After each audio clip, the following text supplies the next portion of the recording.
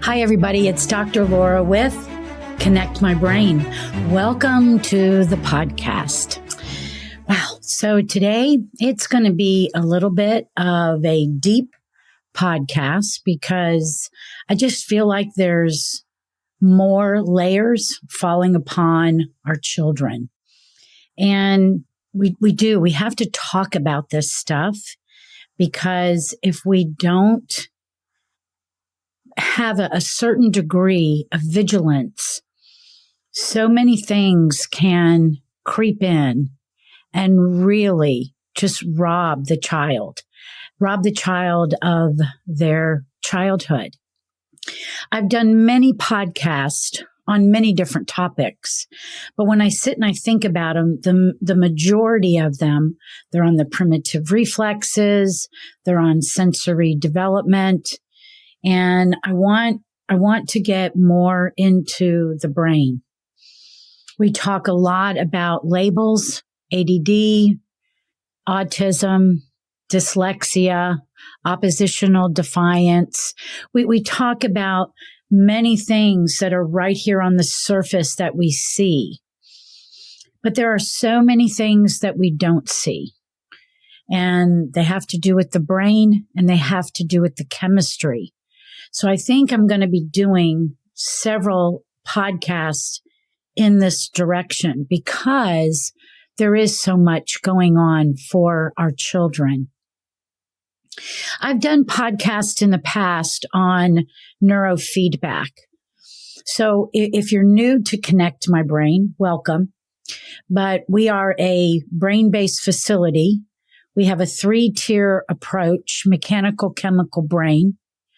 We work on looking at the developmental journey of every child, every person. Even adults come in and they'll come in for neurofeedback. And once we do a brain map and we see the things that are going on, they will always connect it back to being a child. Or they can remember, they'll say, I can remember this as far back as I can remember. So the brain is such a huge part of how we look at things and how we support things. Some children, when they're very little or they're very delayed, we'll call them low functioning. They're really not in their body. And so we don't even start with neurofeedback until they're actually in their body. What does that mean? You come into the world, you're fully formed, but you're not fully functioning. You're down in your brainstem. You're not having heavy conversations. You're not reading a book. You're not doing math. You're moving. So everything about how we get wired up has to do with movement. And now if I drew a bell curve for you and we looked at the other end of life, what happens when we lose the ability to move? I've talked about my mom several times. She had a very bad injury in 2018 and she is stuck in a wheelchair. She had a stroke in 2004 and the left side of her body has a deficit. Even though after that stroke, she restored movement after this accident in 2018, it was like the bucket tipper. And I'll use that phrase a lot. What tips the bucket? Everybody's got a bucket and everybody's got a bunch of stuff in the bucket. And that's what we have to look at. We've talked about that concept of bucket as it relates to all these kids getting identified as autistic, and most of them are regressive autism, or it's the label that was used because what they are going through, it matches autism the best. When my mom had an autoimmune storm in 2016, they called it Guillain-Barré, even though the neurologist standing right beside me said, you know, it's just the closest diagnosis that we can call it. So these are really important elements to understand about our health and well-being. So the chemistry, we'll go deeper, but we have spent some time in chemistry and talking about gut function and the health of the gut. But there's so much more to it. I want to talk about de novo genes. I want to talk about jumping genes. I mean, there is just so much information. This is one of the things that I really pride myself on is I am a life learner. I am not stuck in the past. I've been in practice now 30 years. And there's so much to learn and there's so much to offer the community. And I always say the community is our world because these podcasts can go everywhere. If you find a podcast and you say, you know what, this was really good. And I think my friend, my sister, the teacher could really benefit from hearing this, share it. There's so much information that we've got to open up our eyes and realize that as a parent, you are the chief executive officer of your child. You must be the advocate. You must watch everything. And even when I get to start with a new family, and mom will say, you know, this is where we're at. We tried all these things. That one of the very first questions I ask is, what does your gut tell you? Mom's intuition is fabulous. So be vigilant over your child. Don't sit back and just say, that's the way it is. I can tell you with 100% certainty, we have power to change. We have power to observe and to figure out. And then there's lots of people like me out there. You can go on the website, connectmybrain.com, and you can fill out a form. I'm going to be the one that calls you. I'm going to be the one that talks to you. One of the gifts that I truly believe that God has given me is I can see what's going on. He's given me that gift. Let me give you an example. So working with more of like a young adult, and when we do brain mapping, what's brain mapping? So we'll put a cap on the head.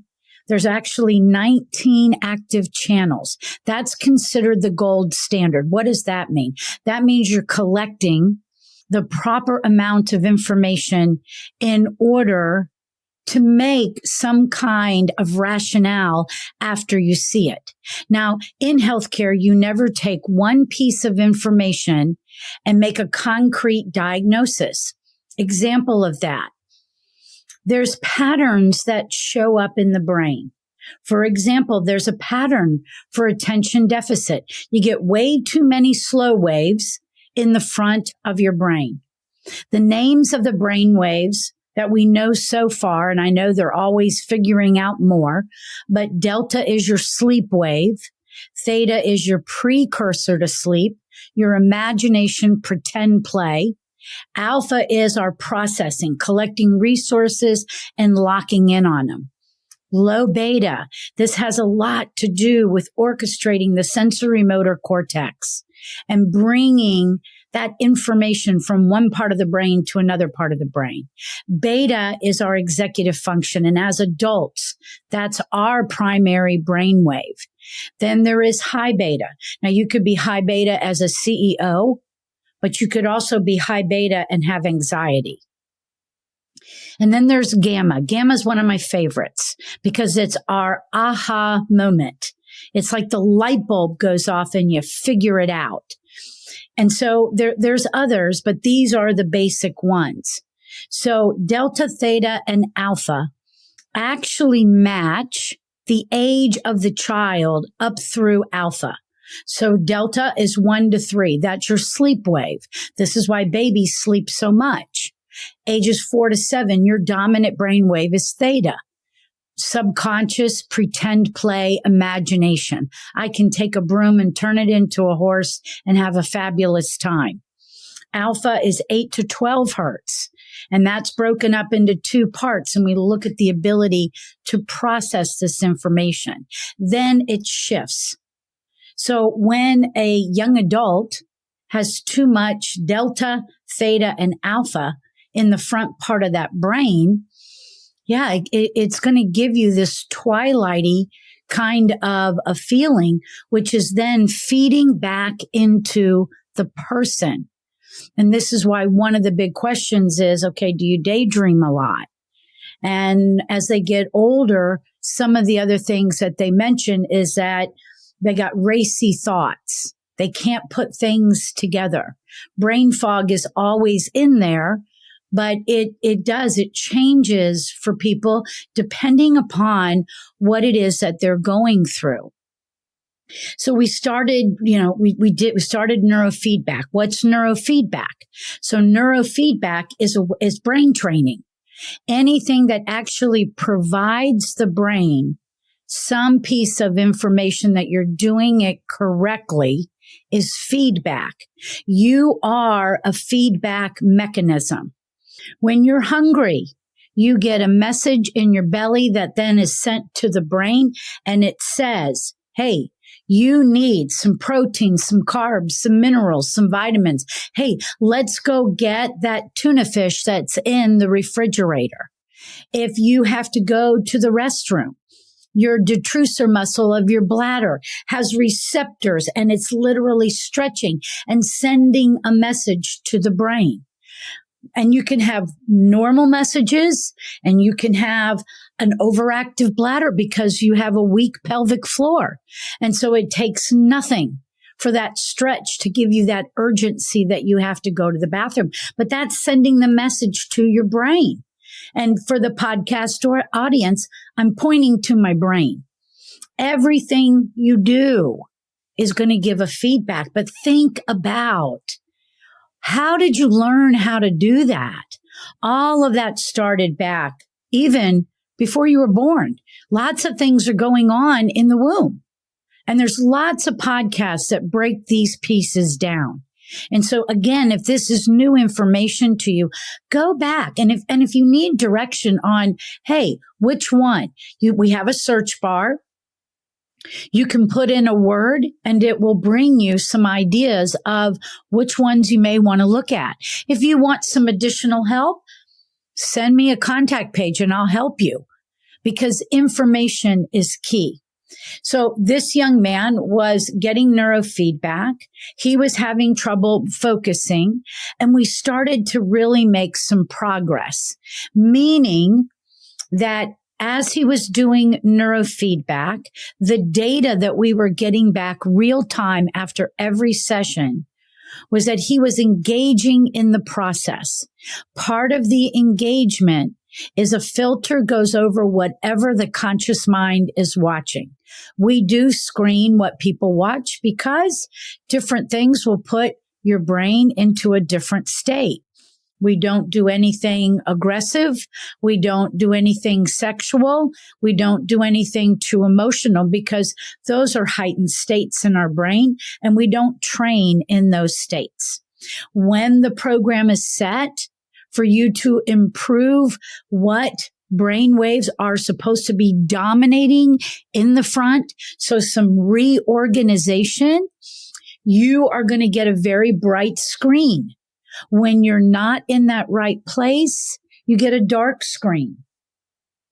One of the things that we had to do with this particular person, we had to teach him first, or simultaneously, we had to teach him how to perceive himself when he was training. And one of the things that I love that we have here is we have this giant teddy bear. And when you do this particular training, it's teaching you how to be aware of self. So you're not watching anything. But when you're in the right place, the bear vibrates. And this has actually become a wonderful tool in the office. Now, this is a young adult and it's a male. And of course, initially, I think he felt silly, but he really got into the process. So again, I'm trying to teach him how to be aware of when he's in that right state so that he can engage in the process more deeply and therefore help reorganize his brain. It's a teaching process. Neurofeedback is not meant for you just to come here and let a machine take over. It's about your ability to learn. So, as this individual was practicing, he's not watching anything, eyes are closed, and he is breathing deeply. That's when you're talking more about biofeedback. Biofeedback has to do with our vital organs like breathing, like sweating, like muscle control, temperature, respiration. Now, and pulse rate. So he's in the training, and after probably about, 7, 8 sessions of the bear. Now he does the bear and then goes right over to his regular training. So we build on it while he's here at every session. But the light bulb gamma went off one day and he said, Dr. Hanson, I got it. I said, what'd you get? And he goes, I noticed the bear was vibrating and then I kind of drifted off and I went back into myself and kind of checked myself out. And what I realized was that my shoulders were up towards my ears and I wasn't breathing. And I took a big breath and the bear vibrated again. This is what I mean about self-awareness. Do you know, I think it would be interesting. See if you can catch yourself throughout the day. Ask yourself, am I breathing?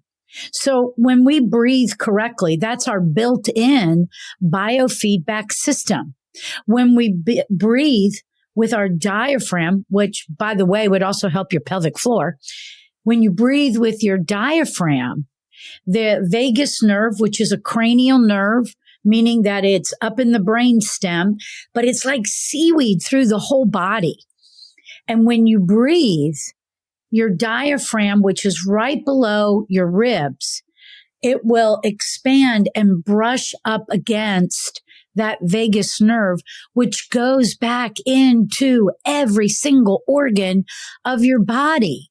And when we're doing the proper breath work, we're actually resetting our body to greater relaxation, to greater parasympathetics. So we've got a nervous system and an autonomic nervous system. You have a central nervous system as well. The autonomic nervous system has sympathetics and parasympathetics. Sympathetics is that fight or flight. Parasympathetics is rest, feed, and breed. So in order to get back into that state, we have to know how to breathe. We have to know how to use that diaphragm. One of the number one things that we do here at Connect My Brain, when we are starting with somebody, that is a fundamental piece of the first training. Do you know how to breathe? Then we also have biofeedback equipment. And even the children come up and they learn how to belly breathe. And so much of this has some entertainment to it. So, for example, the biofeedback software, when you're in the right place and you're breathing correctly, and this is very active, then this guy comes out and he starts exercising with you. And what we do with the kids is we go, okay, who's going to win today? How many times are you going to bring the guy out? And now they're learning some healthy challenges. And Dr. Hanson, I got 14 times today. They're becoming more aware through joy. And anytime our brain is in a joy state, we are really making healthy circuits fire and things in the brain. The chemistry is definitely more balanced. So he learned it through, he had done a ton of biofeedback, but now he had to do it with his eyes closed. He had to be aware of his body. So moving along, we go and we do an assessment, reassessment. And this time it didn't look good. And I was like, what is going on? He was really making this incredible transformation. So remember how I started this conversation with my gift. God does. He wakes me up in the middle of the night and he shows me things. So I started really thinking about this. And the first thing that came to me was metabolic, meaning, does the brain really have the fuel it needs to function? He's coming in the morning. What is his morning routine for feeding his brain? Why is that important? Well, when you think about what time did you eat dinner last night, most people, it's going to be 5, 6, 7, some people even 8. This young man, the last time he eats something is closer to 9, maybe even sometimes 10. But then he comes in here and he won't get done at the office until noontime. Well, that's over 12 hours of no fuel going in. And just like little babies, this is why little babies wake up every 3 hours to feed, because glucose is going to get used up faster than any other part of your body. So that was the first question that I asked. I said, are you coming in? Do you eat breakfast? Oh, no, I never eat breakfast. And I go, okay, you don't come in tomorrow. For the next 4 days, I want you to eat. And then on Monday, we're going to remap, but you come in fed.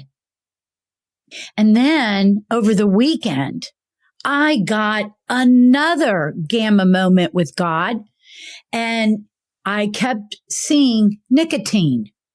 And I didn't think he smoked because I have a very sensitive nose. And even if you try to cover it up with a mint, I can still smell it. Plus, cigarette smoke gets on your clothes and all that kind of stuff. But when he came in, I said, okay, did you eat? And he said, yes. So being a young person, one of the first things that I asked was, do you vape? And he goes, no. And he goes, but I do chew a nicotine pouch. And I went, I said, God told me so. And so that had a lot to do by putting his brain in an incredibly anxious state or just a heavy arousal state. And I happened to capture that on that particular reassessment. So that morning there had been no nicotine. He had eaten, and now we got to see a true picture of the progress that we had made.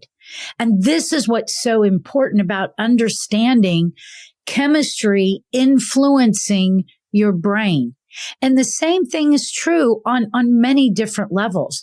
Medications that people are on.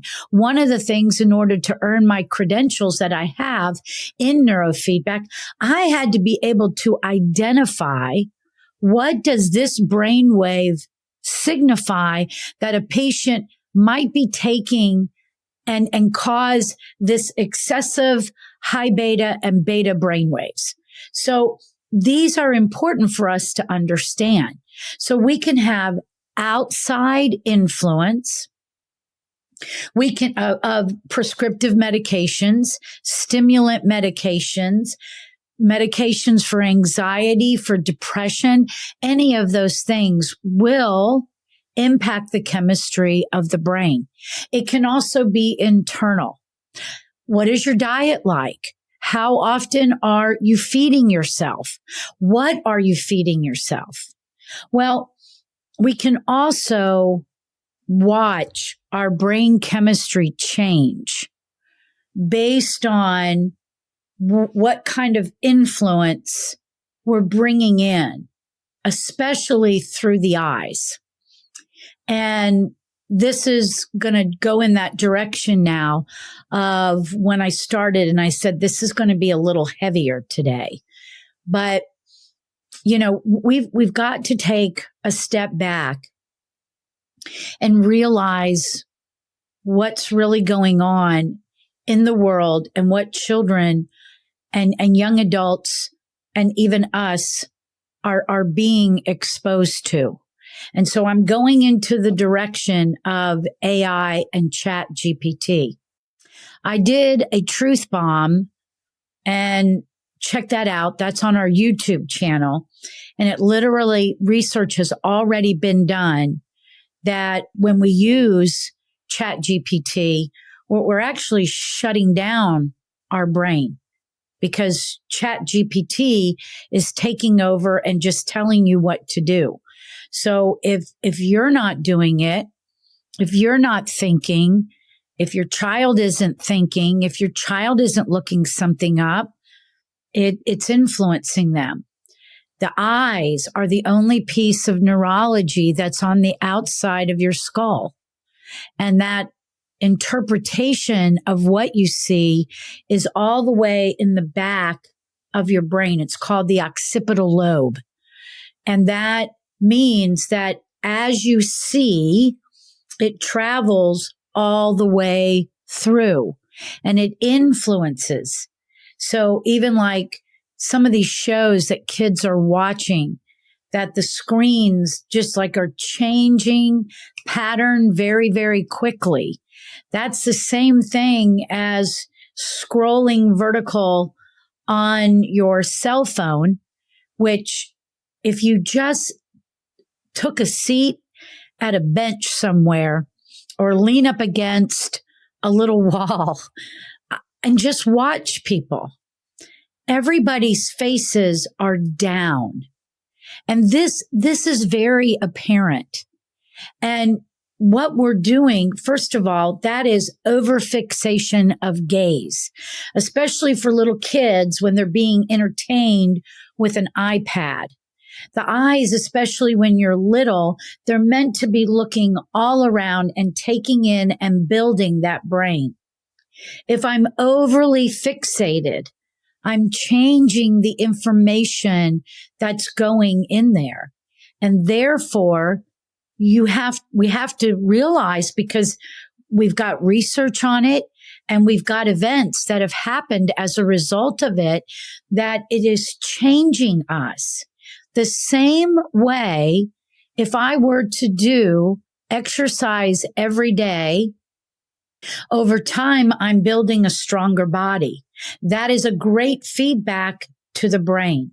When you look at the elderly population and the difference between those sitting in a nursing home and those that are still living on their own, what is their body posture like?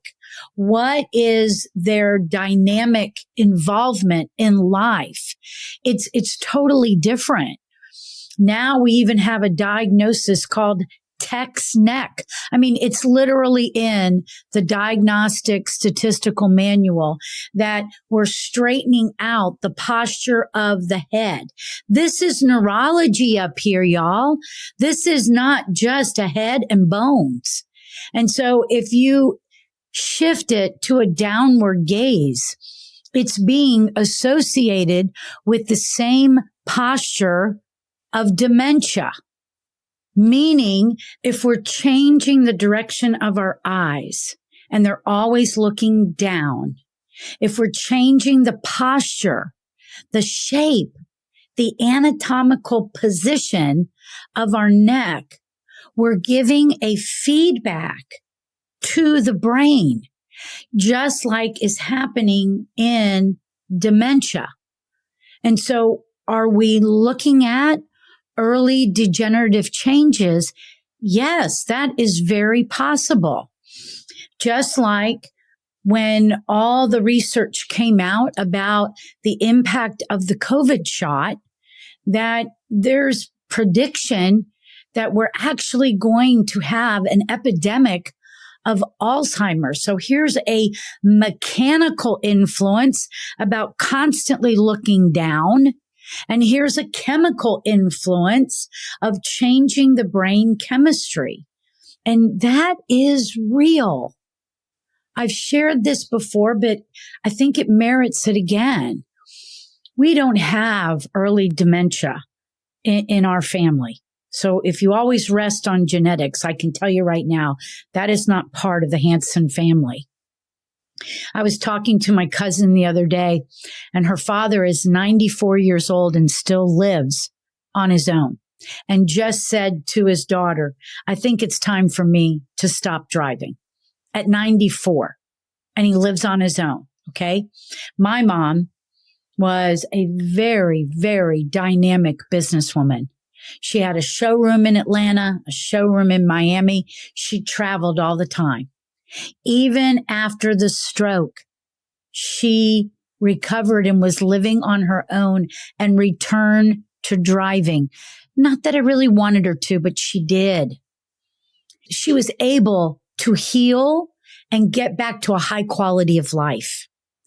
That last trauma in 2018, very significant, but that's what landed her in a nursing home for rehab. And then she also got 3 COVID shots. Today is October 13th, 2025. I never know when you're going to actually hear the podcast. Today's Monday. On Saturday, and it ebbs and flows. But on Saturday, she didn't know I was her daughter. She thought I was just her caretaker. That's not my mom. And I really encourage you, I'll put it in the show notes again. We've done it one other time. The Indoctrinated Brain is a very good book. You need tools so that you don't just either take my word for it or dismiss what I'm telling you. I don't bring this information to you lightly. I really dive in and I read, and I'm constantly finding out all the things that are going on. And my passion is to help people realize that if you bring yourself into a direction of health, you can change. And I know it's not easy, but we are really facing some really great challenges today. The one thing I wanted to bring to your attention was about the young man, 16 years old. Family is alleging that Adam Rain committed suicide after getting too deep into ChatGPT. In his just over 6 months using ChatGPT, the bot positioned itself as the only confidant who understood Adam, actively displacing his real-life relationships with family, friends, and loved ones. The complaint filed in California Superior Court. When Adam wrote, "I want to leave my noose in my room so someone finds it and tries to stop me," ChatGPT urged him to keep his ideations a secret from his family. "Please don't leave the noose out. Let's make this space the first place where someone actually sees you," it states. That's right on CNN's business. This young man took this information and was able to have his thoughts altered. And he's not the first one. There's several. And there was one even a couple of years ago when some of this stuff got started. This is happening. Do you remember during COVID how many young people, because they were lonely, because they were isolated, and they took their life? I used to just focus on, of course, the childhood development and autism and ADD. But, in reality, those labels are actually in the DSM under mental health diagnoses. What's going on? Why are our children of this time and even earlier being pulled into a direction?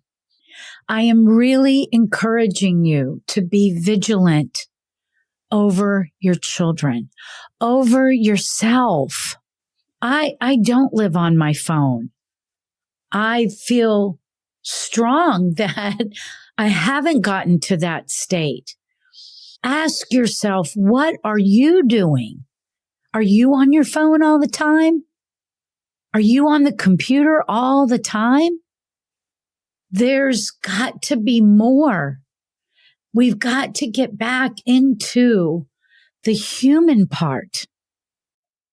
The other day, I got so stressed out because I thought I had lost a recording on Zoom, and I will name it. And I do Zoom meetings all the time. I pay every month for this. And I couldn't find my recording so I could send it to a parent. So there was a phone number, so I called. What did I get? I got a robot. And I'll tell you, that was probably the most stressful encounter because I couldn't get anywhere. And then I got so frustrated, and I did tell the robot to shut up. I'm embarrassed of that, but I did. And even the robot comes back and says, "It sounds like this is really making you frustrated." And I was like, "You're darn right it's making me frustrated." And I said, "I want to speak to a human." And then I was told that my account doesn't qualify me to speak to a human, but I can send you a chat link where you can. And then it had to go to my cell phone, and the steps that I had to go to just to encounter a human. I was grateful the next day after my mom didn't recognize me, after frustrated by a robot. I went to Trader Joe's. I wanted to get my girls that work for me some fall things, some good foods, apples and grapes. And they always have the prettiest flowers. And I was sharing with the person that was checking me out, one, what my mom's going through. And then, that I was trying to celebrate my office. And at the end, she said, "One of the bouquets are on us. Thanks for sharing your story." I felt so renewed that I got to have a conversation with a real person, and a real person had a real response. Connect My Brain is a brain-based facility. No matter what other services you believe you really need, knowing what's going on in your brain and getting an idea about functional labs and the things that we have at our fingertips today. In fact, the next podcast, I'm going to focus on de novo genes. Very exciting. The world of genomics, the world of peptides, and so many wonderful things that are at our fingertips that we really can use. We also have some great tools here for you. Our CMB membership is for everybody. And if you put in the code, I'm going to assume it's going to be October 2025, but we'll put it in the show notes. It could be OCT 2025, but we'll put it in the show notes. You get $5 off. It's normally $19.99, which brings it down to $14.99 a month. It lets you get involved in private podcasting, our Mom's Corner. Yes, dads are invited too, but it's our private Facebook group where we really can share ideas, ask questions. In fact, one of the things that we're doing for the holidays is share your recipes. And we're even going to have a contest. We really believe in building a community here at Connect My Brain, and we want you to feel connected with us. We want to share this information with our community, the world. Thanks for tuning in today, and be blessed.